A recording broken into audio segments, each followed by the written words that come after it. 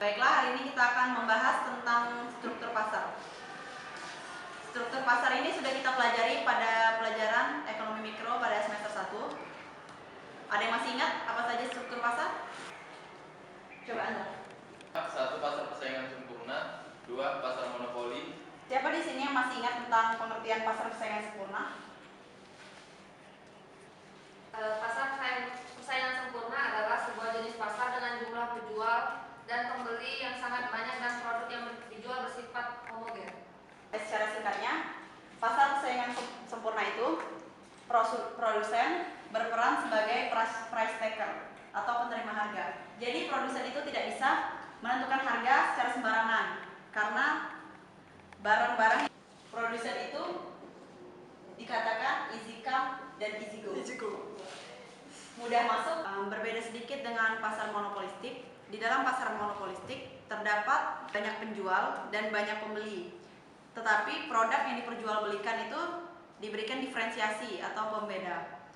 Nah, di sini ciri-ciri pasar monopolistik ada yang tahu? Saya mau gede. Coba nih ya, sebutkan ciri-ciri pasar monopolistik. Ciri-ciri pasar monopolistik, yang pertama terdapat banyak penjual atau produsen yang berkecimpung di pasar. Yang kedua, barang yang dijual belikan merupakan diferensi produk. Yang ketiga, para penjual memiliki kekuatan monopoli atas barang produknya sendiri. Yang keempat, untuk memenangkan persaingan, setiap penjual aktif melakukan promosi atau iklan. Yang terakhir, keluar masuk pasar barang atau produksi relatif lebih. Contohnya seperti apa? Contohnya produk mie di Indonesia yang beragam, tetapi Indomie memonopoli pasar mie Indomie walaupun dengan tidak memasang iklan. Ada yang ingin menambahkan? Coba Indah. Di dalam pasar monopolistik, sosial media berperan penting dalam mengiklankan produk semenarik mungkin, dan dalam pasar monopolistik, produsen melakukan perang iklan, bukan perang. Yang dikatakan Indah tadi, sama yang seperti Ibu katakan tadi, bahwa di dalam pasar monopolistik ini, kita para produsen melakukan perang iklan, bukan melakukan perang harga. Dan di dalam monopolistik ini, peran sosial media itu sangat penting dalam mengiklankan sebuah produk.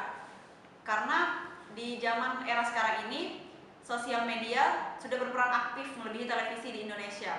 Karena kebanyakan orang di Indonesia sudah sangat aktif dalam sosial media. Sepertinya kalian sudah paham dengan pasar monopolistik. Kita lanjut. Pasar monopoli itu dikenal dengan istilah single seller, many buyer. Dekat ke kotak lagi. Yang artinya adalah di sini di dalam pasar monopoli terdapat hanya satu atau beberapa produsen, tetapi yang membeli banyak.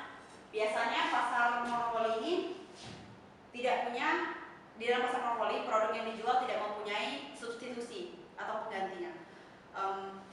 Ciri-ciri dari pasar monopoli itu, yang pertama, hanya ada satu produsen yang menguasai pasar. Yang kedua, tidak ada barang substitusi atau pengganti yang mirip. Yang ketiga, produsen memiliki kekuatan menentukan harga. Di sini berarti produsen sebagai price maker.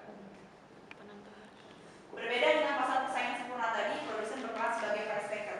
Di sini produsen bisa menentukan harga. Dan ciri-ciri yang terakhir itu tidak ada pengusaha lain yang bisa memasuki pasar tersebut karena ada hambatan berupa keunggulan perusahaan. Berarti di sini ada yang dinamakan barriers atau hambatan masuk pasar.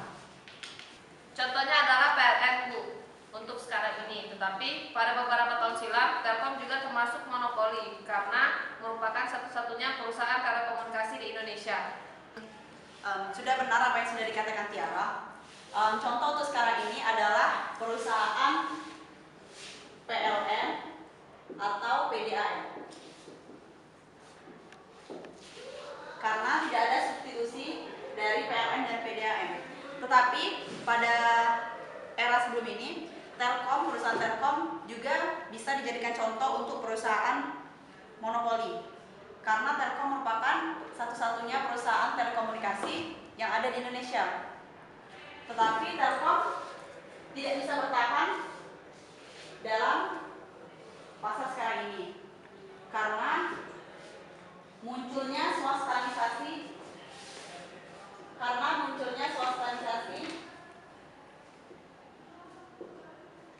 dari Telkom, yang artinya tetapi terjadi swastanisasi pada pasar monopoli di Indonesia.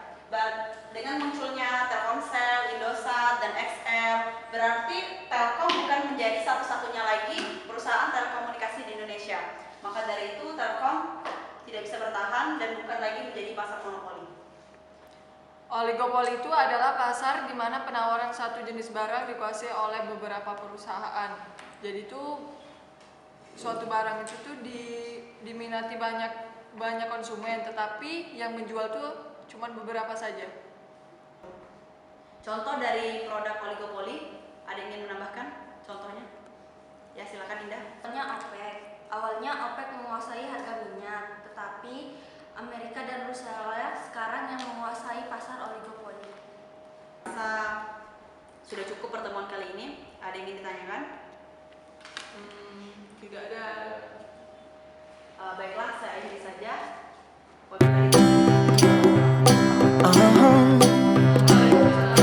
If you ever find yourself stuck in the middle of the sea, I'll sail the world to find you.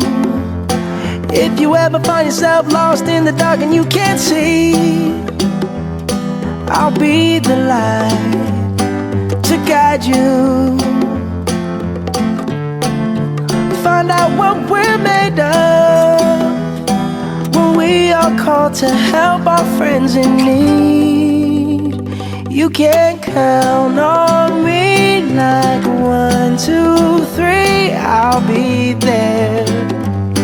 And I know when I need it, I can count on you like 4.